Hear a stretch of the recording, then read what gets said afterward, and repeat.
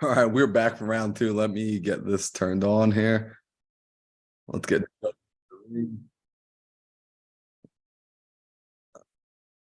Yo, Joey. Yo, what's going on, brother? How you doing? Dude, I'm doing pretty good, man. That beard is looking as fresh as ever. Oh, thanks, man. Just keeping it, yeah, trying to stay clean, working out, Yo, in saunas, doing all that good stuff. dude, I love it, man. Dude, how are you enjoying life right now? Cooking everything up? Sorry, my kids are in the background. Hey, can you take them in the other room? Just take him in the other room. Gabriel. Okay, sorry about that. Oh, no worries, man. So what's up, man? How you Nothing. doing? I'm doing excellent, man. Just got back home from California yesterday, I think it was. Okay. Finished up the marathon, and now we're jumping back into the swing of things, jumping right back into the week, putting out a couple fires in the business and doing this. I did this last year where every day for a month I would make space on my calendar to see how I can help different people to do whatever it was, whether it was business, whether it was mindset, just whatever sort of resource I could lend. I would lend it. And that's essentially what we got going on here again today. And it's Okay. being streamed live to my YouTube because what I find often is if one person has a challenge, so do 300 other people. Yeah, It's super dope that when makes sense. yeah, when people are able to get helped out from one another. But what's been going on with you, bro? Man, there's been a lot, honestly. So I guess, yeah, the reason I would say I reached out is kind of like to figure out how to pivot from that where I've been in sub two now, 6, 7 months. I made a lot of headway, started moving forward, got a couple deals closed now, right? Trying to do a couple more. I've done 3 for the year. Hoping to lock up another one. And we have our group has, we're sitting at like 124, 25 LOIs a week right now. Yeah, man, we started a little group. I've been working with Rob Sema, where we took like baby elephants and turned it into a Yep. company. Let's go. Yeah, so we've been spending the last 2 months training those guys every day, like 9 to 5. There's like 3 of us on the team that do it. One of the guys oversees the daily Zooms, come in, and I'm pretty much like I guess, acquisition, closer, dispo, kind of just doing a bit of everything, kind of helping everybody. So yeah, man, I've been doing that on top of my job, and then it's been a lot. And then I've been learning about getting these TC Zooms, right? Yep. Transaction Zooms, really learning from Caleb and that team, and then jumping into creative underwriting to just, I like hearing the deals getting underwritten, talk about, just because you're always picking up little tidbits every now and then, right? I mean, every time actually, and each creative deal is different a little bit, to kind of hear the laws and how to explain it, how to talk with it, I think really helps me. So I guess, I got a lot going on, right? But Yeah. I'm like Bro, working on my, I'm just like yeah, freaking happy hearing this, man, because I'm just like thinking about like the first time we ever talked, where it's just like, dude, you're like a trained assassin right now. yeah, it's dope. It's cool. It's going really well. And I want to be able to really capitalize on it, man. And I guess that's where how do I take it to that next level? Is it just still doing what I'm doing, just keep doing it over and over, building it? Like, I want to go from, like last year, I made $250,000 with my chefing stuff, with a couple, I think, that's it. I had, no, last year, a couple wholesaling deals, like 3, all for the whole year. But this year, I want to do more. I want to do double that. Yo, I love it. And, I wanted to wait a little bit to step out of my chefing job full time, Mhm. but I think I want to do it sooner now that I've been doing this more. And, if I get like 75 to $100,000 in the bank, I think I can do that, step away from it. Um, so yeah, man, getting to that next level. Yeah. That's where I'm Well, let at. me ask you this, right? Like when you're looking at the real estate side, like what's the target that you got set right now on it? For what? For like with the baby elephants, with like because right now you guys are wholesaling the deals that you're getting, or you guys keeping them? What's that Yeah. model? So the model behind that is to build a wholesaling company, Hmm. right? Like a multi-million-dollar wholesaling company. We're doing big volume, right? Five, 8, Yep. 10 deals a week, more than that. So that's where I want to get that, right? So that means obviously, again, all the guys that are on the team, like there's 3 students. Well, it's me, Rob, and another guy, and then so that's pretty much teaching all these elephants, right? Our acquisition managers now are guys we've taught and done well, and it's taken a little bit of time, right? I thought it would be going a little bit faster, but I guess it's just taking time, Well, let me ask you this, right? to build that Because up. when we first talked, the first time I ever asked you, like, I remember I asked you the question. I was like, "Yo, Joey, do you like your job?" And you're like, "Bro, I love my job. Like, I love what I do. Right? It pays well. You get to do it like Yeah. in the way that you like doing." So you weren't necessarily in a rush to like leave it right away. Yeah. With the wholesaling, getting your business currently to the place where it can replace the current W-2 income that you have. I feel like Yeah. that would be like the first milestone where it's like that's a very clear, like, hey, I earned 250K chefing it up. Now I need to make 250K. I need to make my side hustle be the size of my current hustle, like of my current job. And then I can say, once it hits that, I can now pull away. Because here's something that's really interesting. Maybe you noticed or maybe you haven't noticed. Because you still do have your job, it's forcing you to do things right. It's forcing you to actually build a business and not just throw yourself in and be the person that tries to put his hands on everything and do everything. Although you're like, your hands are in multiple places, your hands are in multiple places the same way like you would handle a restaurant. You're controlling the chefs, you're controlling the different cooks, and you're making sure that all the people are in place and the systems are in place for you to be able to feed the hundreds of people that come in.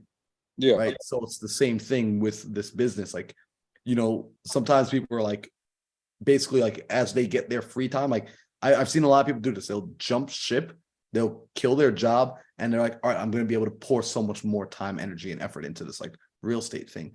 But they didn't yet find the task that are basically their high income earning task. Right. So it's like now they've given themselves more time, but they're doing $20 an hour task. They're doing $15 an hour task, $10 an hour task. Right. Versus they just left an $80 an hour task or $100 an hour job, like, to go. It's like, well, if that's the case, keep this job over here. And if you're like, hey, I can take the pay cut, then take the additional $60 an hour that you're earning and pour the money as a resource into amplifying your business, right? Into building your machine, because a business is a machine, right? That's a ATM. It's like a machine that prints cash for you. You want to create that ATM that's printing cash for you. So design it in a way so that if you decided, hey, I do just want to cook forever, and you know what, I don't even want to get paid to cook anymore, right? My machine over here pays me as if I were still getting paid to cook.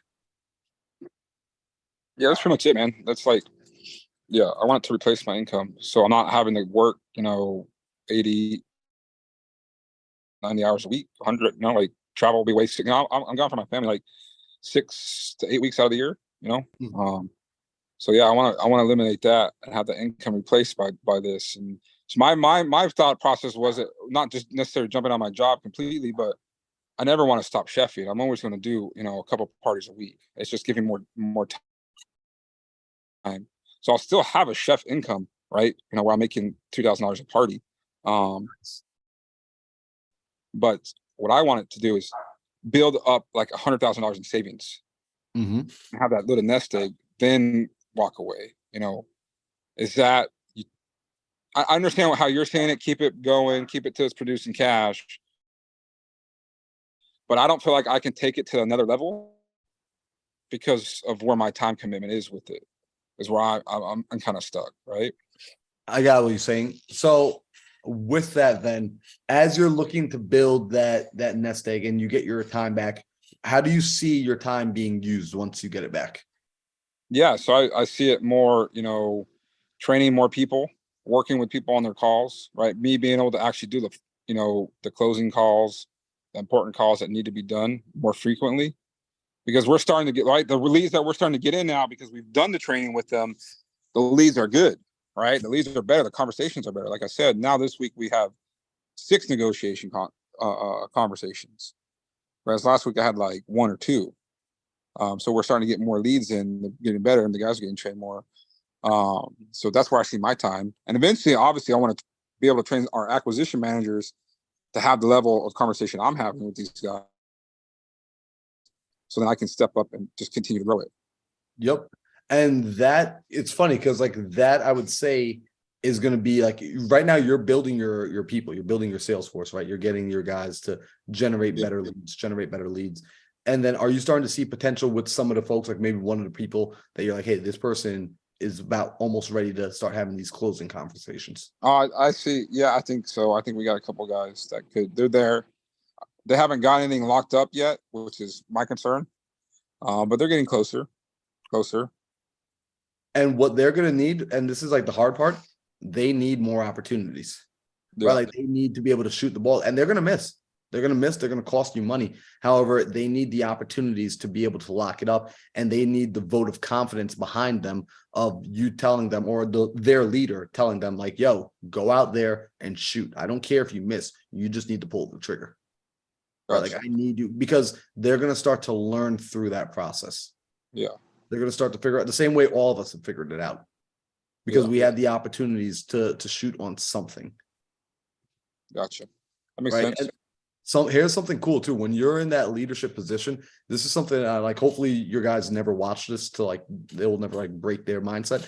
But when we've had like me and Daryl were doing this last week, actually, we did it with like one of his guys on his sales team, where we'll tell them like, yo, they're like, oh man, the seller doesn't want to do X, Y, and Z. We're like, yes, he does. You don't actually want to buy it from him. That's the problem. Like he wants to sell, you don't actually want to buy. I was like, what are you talking about? Like, dude, like the seller wants to sell. You need to have more conviction that you're ready to buy this thing, that you're ready to put this on the contract. So if you can't do it, like if you're not ready for this call, we'll just take it back from you. And he's like, no, wait, well, no. I'll go make the call. Goes and makes the call. Comes back, is like, holy crap, yeah, the guy he's ready to move forward. And me and Daryl are looking at each other like, oh shit, it worked. Right? Because what happened was when they're given, this is like one of the coolest things. Like I learned this with like when I was wholesaling, when I would go and talk to a buyer and the buyer would give me a buy price. My level of conviction, my level of confidence when I would go back on the phone was like through the roof, because I now had a black and white number. Like I knew where I needed to be. Before that, I didn't know where I needed to be. I wasn't sure if I was getting a good deal or a bad deal because I didn't understand everything else. Like I just knew I needed to talk to people. So when a buyer or when a leader, right, or a person who was the next step was telling me what I needed to do and where I needed to be, it would give a deeper level of conviction. So for like your guys, like that can be the place, right? Like Alejandro every morning, wakes up. I think you know Alejandro Alvarez, right? Yeah. He wakes up every morning and he'll underwrite his deals early in the morning for his team so he can go back and give all of his acquisition guys, hey, here's the number that you need to be at for this deal. Now go and beat today. Yeah. So now they have that confidence. They got that S on their chest and they feel like Superman being able to walk around because they know for a fact if we're here, we're making money. Yeah. I love that. Yeah. All right, cool. So like your guys, you probably have, like if you're doing that with your baby elephants and like you're getting that team together, start to like now pull the cream of the crop, right? And really just start to like add a little bit of pressure, but like it's like you're packing that snowball, right? It's like, you know, some people are like, oh man, like the snowball was so big, why are you getting rid of it? It's like, no, we're packing it and we're making it stronger. Yeah. No, I like that, man. I do. I think that's what we're trying to do.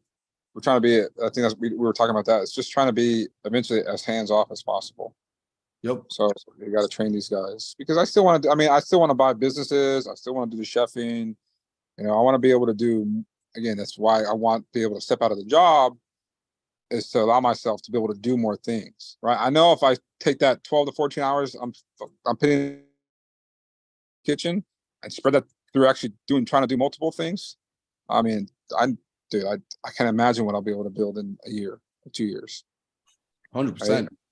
So what's really interesting is you work in like working in a kitchen. That's pretty high pressure of a place to work in, which is phenomenal. And like, you're good about being able to like kind of see multiple things at once. Yeah. But like, a lot of people don't actually have that skill set. And most people, if I heard them say the word multiple things, I would actually be like, stop, don't do any of that. Right. But like you're a high performer. Like you can actually, you keep yourself relatively cool in those situations, at least from what I've seen. Oh yeah, 100%. I honestly, I tell people all the time, I thrive in chaos. It's like the crazier my schedule, the crazier things are, it's the better I perform. Yep. I'm not like, I can't just sit back and coast through it. It just messes with me. Yep. So I would say, and that's why like a part of me too wants you to keep that pressure, because like the reason you've created what you've created so far is because you don't have a ton of time. Yeah. Like you've actually in a That makes shorter sense. time have produced more. And like maybe you can't see it because you're like you don't watch what a million other people are doing. You're just focused on what you're doing. But I've Yeah. seen a million other people are doing, and you've produced more in a shorter period of time than other people have with like twice, 3 times the amount of time that you've had. Right. And it's because you have that, like you're like, all right, I only have this many hours. So I'm in here, like my guys are gonna get trained. We got to be efficient with this. Cool, you're good. All right, on to the next. Yeah. So to build out like that and really create that system and recognize, I would say do this as well. The money that you want to earn, right? You want to have the $100,000 saved up. Give the money a purpose. So like if it's like, hey, this is I want to have $100,000 saved, and this is like, I know this is here. So like I know, God forbid anything ever happens to me, my wife, my kids, like they're good. Like they'll have enough of a runway to go figure out the next thing. Like they're gonna be comfy for a little bit and Yeah. then down the streets tomorrow. Amazing. So that money would essentially serve that purpose. Then you're gonna realize like, hey, I also, or maybe you're gonna say like, hey, this money is actually serving the purpose of giving me the runway, right? But whatever the job is that that money gets, make sure that money serves that purpose and it doesn't act as a ball and chain and make you feel like I'm afraid to lose it now. So make sure that the money is there, because Yeah. this is what happens when people save up a lot of money. And you'll hear this is what you've even, I don't know if you ever heard Pace will talk about this, right? He'll say like he keeps his checking accounts low. He doesn't keep a lot of money in his checking account. Right, like if any given time you go and look in his checking account, there's maybe like $1,000, if even that much money in there, because he doesn't ever want to allow himself to get comfortable. So he's constantly taking it and assigning the money. He's pushing it out, sending it to work. Go work over here. Go work over here. Go work over here. Well, that's what I want to get it. And I was thinking about putting it in a life insurance policy so I can use it and let it grow and then borrow against it to get some real estate. Hell yes. Yeah. So I love that. I'm a huge fan of like the life insurance policies, like the whole life policies, getting it, funding it, taking that money and then investing it and doubling it back, either lending it out or putting it into like assets, so that like ultimately like sending the money out to work. Don't just, I'm not a huge fan of letting it sit there unless there's a certain dollar amount, because everyone has a different risk tolerance. Like if you need to have a certain amount of money in your bank account just to feel like, look, I don't have to think about the money anymore because I know that there's a little nest egg over here, and like that just lets me walk with a little bit of confidence. It lets me walk with my chest up a little bit more. Great, because that's working for you. That's the job it's serving. That's my confidence money. Yeah. So that account has whatever X amount of dollars in it, so my chest can stay up. Right now, every dollar above that needs to go somewhere else. Yeah. Yo, why you guys gotta follow me outside? Yo, they love you, bro. You gotta stop feeding me. Yeah, they're all crazy. They're crazy kids. No, man, that makes a lot of sense, and that's exactly what I want to do with it. I don't want it to just sit there and do nothing, too. You know, I want to be able to use it, leverage it to the best of its ability. So yeah, and that's what it was. It was like, you know, just doing 6 more wholesaling deals was kind of going to put me at that mark. Yep. So begin to aim to hit that mark, and then also, what are you holding on to? What are you buying and keeping? Yeah, so I just started that. That's what I'm looking at now. There's one out here. I really want to buy super local to me because it's a very good area, very good schools. You know, medium home price is like 400. Yep. You know, nicer, older built homes, but sturdy, right? So there's actually one. I just met with the seller and the agent this past weekend. They're asking 380. It's been in the market for like 100 days. PIT is like 23, market rent's like 28 to 3,000. So just as that, it will cash flow, you know, 500 to 700 bucks. If I put a wrap in it, will be more. And it's got like an underlining mortgage of like 39,000. So what I told him is I'll pay off the mortgage, right? I'll do your PITI, but I'm not going to pay any equity payments until that underlining mortgage is paid off.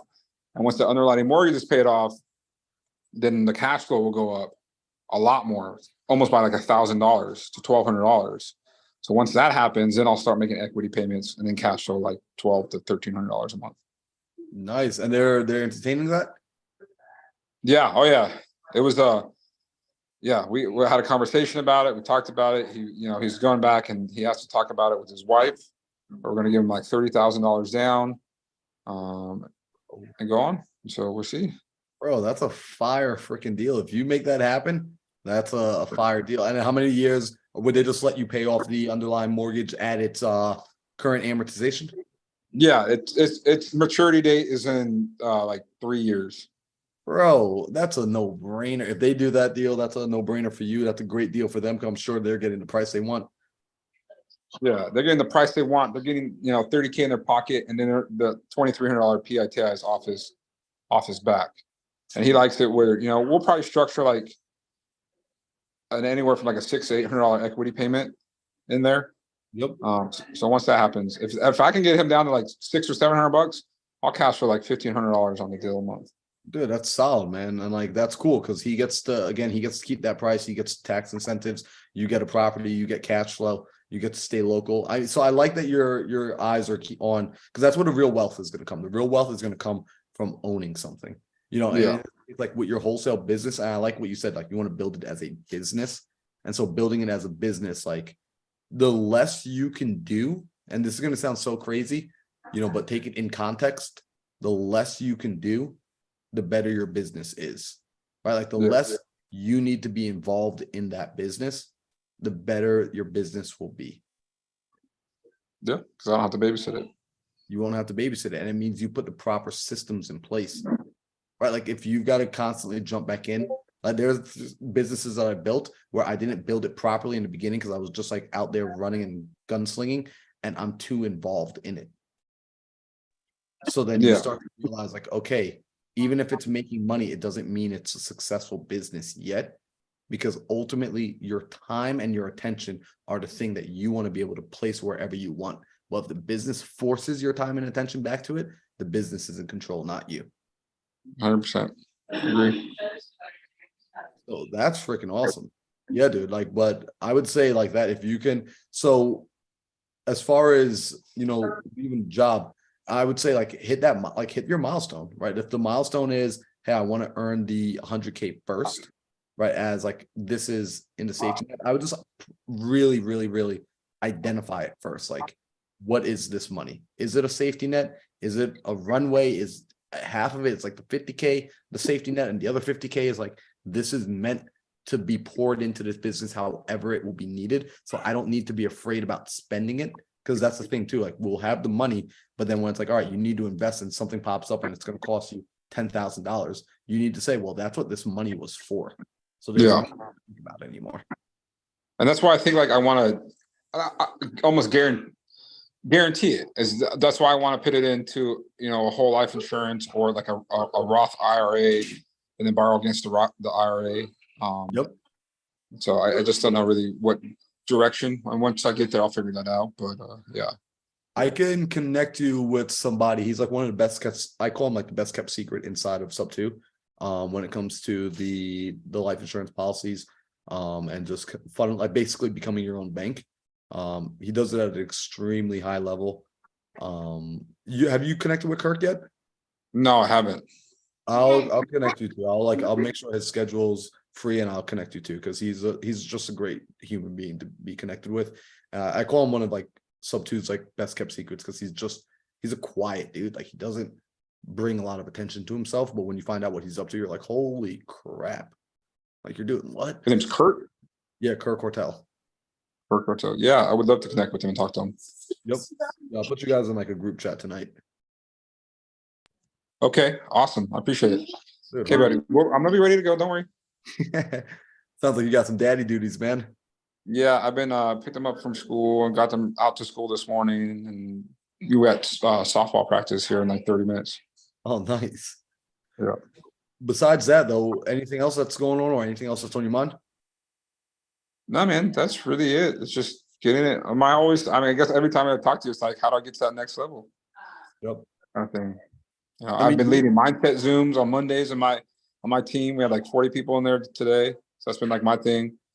Today I was talking about atomic habits and like the compounding, building the baseline, stacking your wins, not focusing so much on the goal, but the systems, and just immersing yourself in the environment, right? If you're gonna be a real estate investor, you better live, breathe, eat, sleep, be about it. It's part of your everyday life. bro, So 100%. Yo, and what I love, by the way, it's funny. Yesterday, Joey, I sat and I spoke with someone who is like another elephant leader, and he was having like just a ton of difficulty, like things were going on. And I asked him, I was like, well, how often are you training your elephants, your baby elephants? He goes, well, we've been consistent, right? We're doing it once a week, every week, once a week.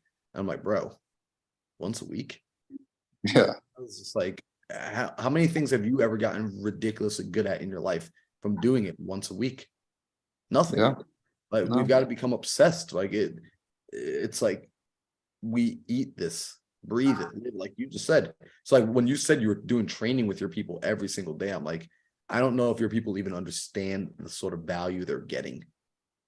I think these guys, they do. They're super grateful. And the people that show up consistently, the 30, 35 people that show up every single day and are making calls with us and trying to get better, they realize it. They see the impact. And then we were talking about that this morning. I told them, I was like, the things we're doing to now are not going to affect you next week. They're going to affect you in a year, 2 years, 5 years. This is what's going to lay the foundation for what's happening later on in life. And it's going to take a while to get there. But if you guys stay the course, it's going to happen. Dude, I love that, man. And it's, this is a little interesting that you say the word foundation. I was just I was on a call like just right before yours with someone else, and I was explaining that I had a dream last night, Joey, where I woke up in the middle of the night and I was like, holy crap, like I had a realization, right? I was like, there's something new I'm working on in my business. And I had been thinking about it for the last few weeks from a standpoint of what do I want? Right? Like me, like I want to build this, I want to get this, I want to earn this amount of money each month. And I realized I was coming at it entirely wrong. My foundation was off. My foundation was built on this, what do I want versus, hey, what's the problem I'm solving? Right? Like, who am I helping? Like, what's the problem I'm solving for somebody else? Because with that as a foundation, with going out and serving as a foundation, I'll get what I want.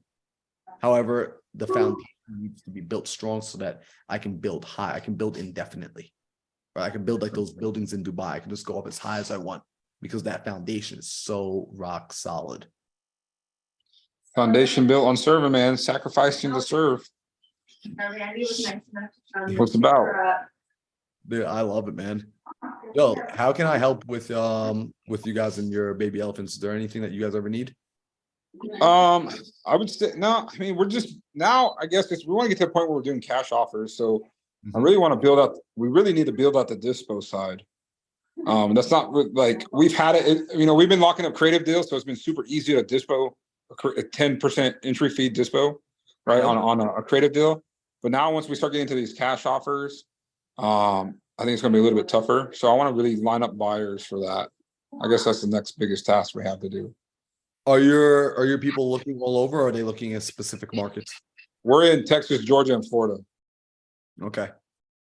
I know something's coming up at the end of the month. I can't really like announce it yet, but something's coming up for everybody, especially like the sub-2 students.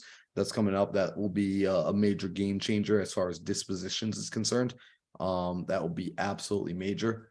When it comes to finding cash buyers, if you need, I have a resource. Funny enough, actually, one of my roommates inside here, AJ Augustine, he is just like ramping up this dispo house. That's just, it's insane. I mean, they're moving probably like anywhere from like a deal a day at this moment of just like disposition. So it's like they're really building out a full-fledged operation. I don't know if you've met him yet or if you come across him. Not yet.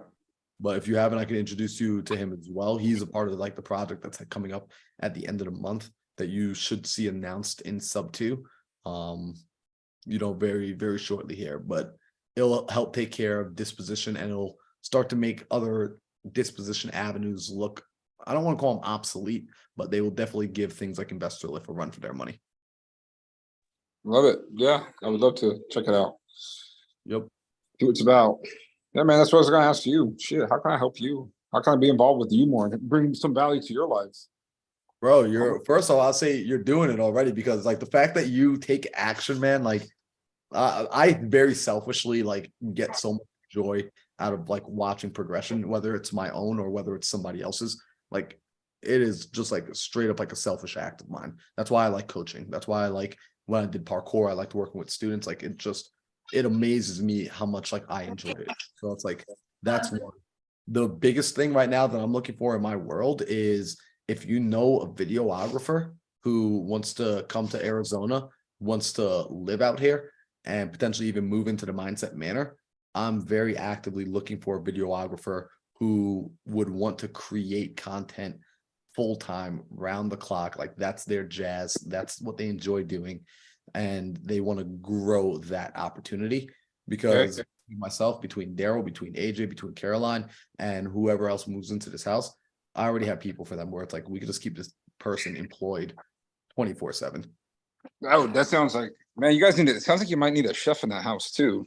Yo, I'm saying, bro, you could, yo, you come here, you bring the kids, man. I'll even give you guys a master bedroom, bro. Oh, dude. We do Yeah. need a chef in the house, low key. You wouldn't want that. You wouldn't want that shit. That's crazy. No, that's dope. Yeah, man. Let me see. I might actually know somebody. I'll Yeah. ask. Please, yeah, like keep an air out. Like I'm putting it out there like over and over. Like I'm telling everybody, like, so I just like I know the name of the game. Yeah. The more you put it out there, the more it eventually comes back and finds you. Hell yeah. Yeah, that's like the biggest thing right now is like finding that chef, not the chef. See, now you got me saying finding that videographer for the house. Because this year is going to be a year focusing on growing my brand, growing the podcast, growing the YouTube channel, primarily the YouTube channel. So if you get value on the YouTube channel at all, whenever you pop into mine and you feel like, hey, this was super helpful and you want to share it with somebody else, that for me is like huge. Like that's like a massive, like that hits home for me. Yeah, man. I'll do that for sure. If you ever get to the point where you're looking for an operational manager, let me know, man. You're gonna take her? Yeah, I'll take her. Yeah, actually, I will keep you. Like, is that for you, or you're telling me For something me. else? I'm talking about for me. I'm saying if you grow and you get that big where you need somebody to come in and run operations, that's my bread and butter right there. Yeah, I could see that, man. With just like the way you move and the way you operate. So actually, I will very much keep that in mind. Cool. I love it. That'd be amazing. Yo, Joey, I appreciate you, bro. Yeah, man. Thank you. I appreciate it too. Thanks so Really much do. for having me today, man. Yeah, you too. Thank you. It was a lot of help. It really was. So I appreciate you doing this. Glad to hear that, brother. Well, if you need anything, you got my number. I'll put you in contact with Kirk tonight. Okay. And I'll also put you in contact with AJ as well. All right, man. Thank you. I appreciate it.